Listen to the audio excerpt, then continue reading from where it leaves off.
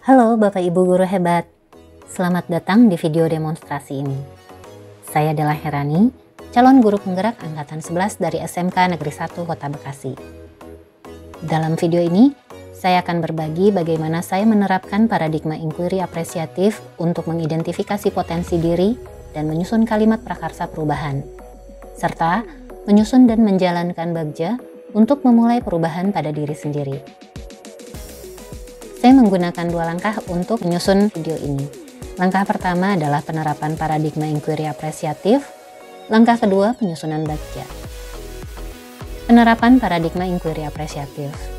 Langkah pertama adalah discovery atau penemuan. Saya mulai dengan mengidentifikasi momen-momen terbaik dalam karir saya sebagai guru.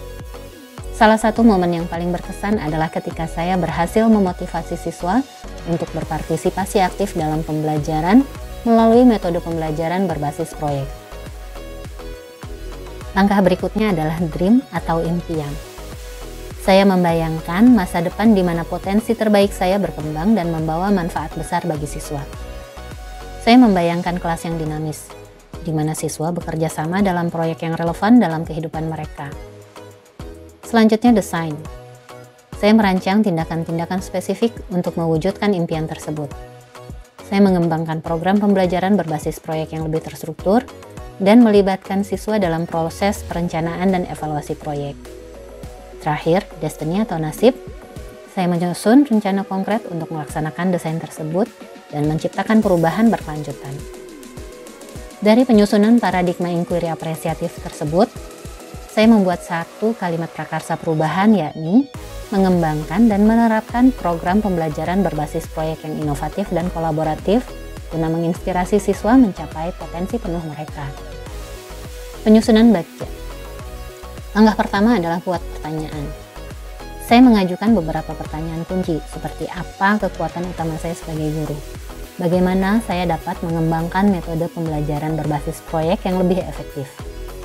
Daftar penyelidikannya adalah menyusun daftar kekuatan dan prestasi pribadi dalam mengajar, mengumpulkan feedback dari siswa tentang pengalaman mereka dengan proyek berbasis pembelajaran yang pernah saya terapkan, melakukan diskusi dengan kolega untuk mendapatkan wawasan tambahan tentang metode pembelajaran berbasis proyek, mengidentifikasi kebutuhan siswa melalui observasi dan diskusi langsung. Langkah kedua adalah ambil pelajaran. Saya merenungkan pengalaman sukses dalam menerapkan pembelajaran berbasis proyek dan menganalisis faktor-faktor yang berkontribusi terhadap keberhasilan tersebut.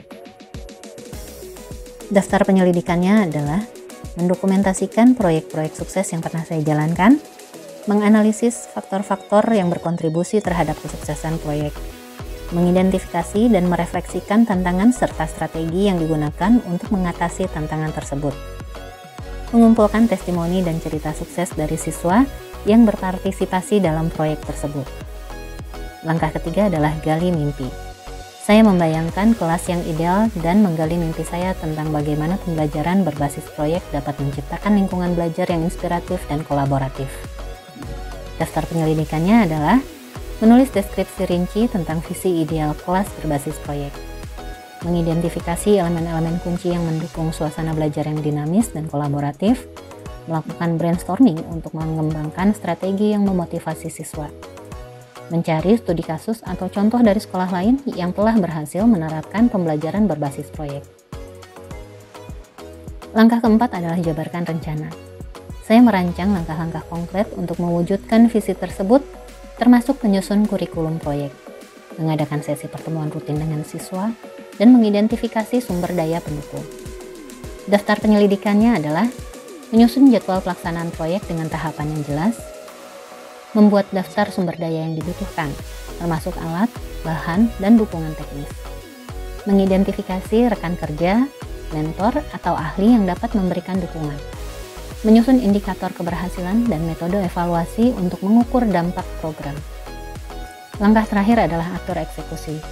Saya menyusun rencana tindakan jangka pendek dan jangka panjang, serta memastikan pelibatan aktif dari siswa dan rekan kerja dalam proses ini.